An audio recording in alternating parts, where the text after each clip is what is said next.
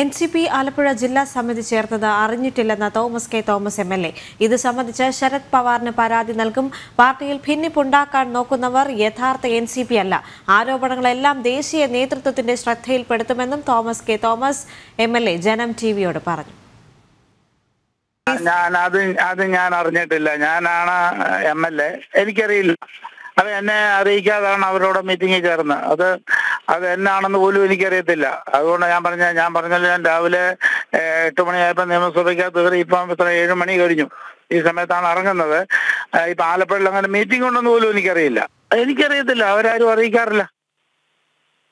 അങ്ങനെ എന്നെ ഔദ്യോഗികമായിട്ട് അറിയിക്കണ്ടേ? എന്നെ അറിയിച്ചിട്ടില്ല.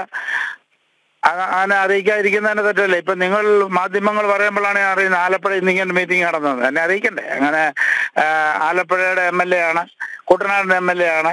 എന്നെ അറിയിച്ചിട്ടില്ല.